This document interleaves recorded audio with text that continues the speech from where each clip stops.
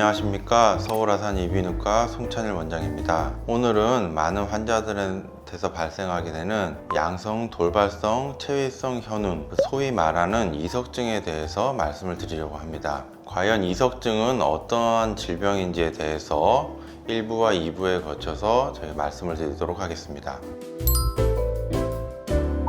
귀 속의 평형기관에는 이석이라고 하는 모래알처럼 생긴 칼슘 입자들이 잔뜩 들어 있습니다. 이 이석들이 원래 고정되어 있어야 되는 자리에서 잘 있으면은 몸의 균형 잡는 걸 도와주게 되는데, 이 이석들이 제자리를 벗어나서 평형기관 안을 돌아다니게 되면은 빙빙 도는 양상의 어지러움이 생기게 됩니다. 특히 이 이석들은 반고리관이라고 불리게 되는 구조로 잘 들어갑니다. 반고리관 안에서 이석들이 움직이는 경우 사람의 머리의 움직임이나 몸의 움직임에 따라서 빙글빙글 도는 양상의 어지럼증이 발생하게 됩니다.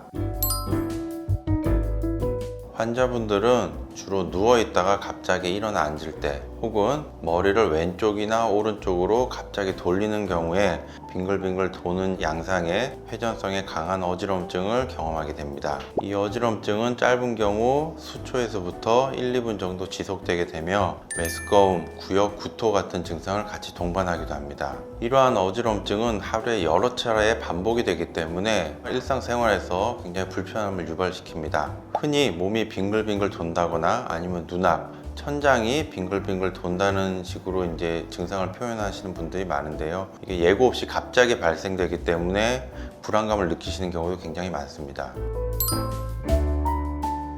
이석증의 가장 흔한 원인은 나이입니다. 노화 과정에서 이석이 붙어있던 자리에 부착력이 약해지면서 이석들이 떨어져 나오게 되는 경우가 흔하고, 그런 경우 이석증이 발생하게 되고요. 머리 쪽에 교통사고 같이 외상을 입었다거나 큰 스트레스를 받거나 아니면은 동일한 자세로 오랫동안 유지해야 되는 경우가 있는 경우에 어지럼증이 발생할 수가 있습니다. 예를 들어서 다리를 다쳤다거나 허리를 다쳐서 여러 달 동안 누워 계셔야 되는 경우에 이석증이 쉽게 발생합니다. 또 요즘은 레포츠 활동 중에 외상이 있었다든지 아니면 누워서 스마트폰을 오래 장시간 사용하는 경우에 있어서는 젊은 분들한테서도 쉽게 발생할 수가 있습니다.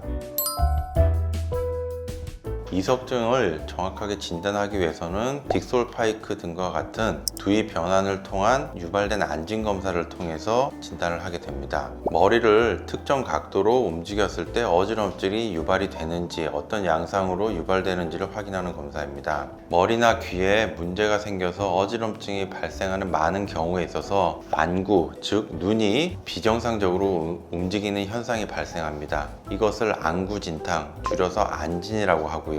이 안진의 유발 요인, 그 다음에 양상 등을 가지고 어지럼증의 원인을 저희가 추정하게 됩니다. 그리고 환자분들의 병력과 주관적인 증상도 병을 진단하는 데 많은 도움이 됩니다. 어지럼증을 일으키는 병이 다양하게 있는데 증상들이 비슷비슷한 경우가 많습니다. 그래서 환자분들의 자세한 병력 청취가 병을 진단하는 데 많은 도움을 줄 수가 있습니다. 갑자기 어지럼증이 발생하게 되면 두렵고 걱정이 될 수밖에 없습니다. 하지만 어지럼증을 일으키는 병 중에서 가장 흔한 질환인 이석증 같은 경우에는 진단을 빨리 하고 치료를 적절히 시행을 한다면 짧은 기간 안에 회복될 수 있기 때문에 어지럼증이 발생했을 때 즉시 병원을 내원하여서 전문가의 상담을 받는 것이 많은 도움이 될 것 같습니다. 지금까지 이석증의 원인과 증상에 대해서 여러 가지를 말씀을 드렸는데요. 2부에서는 이석증의 치료에 대해서 말씀드리도록 하겠습니다.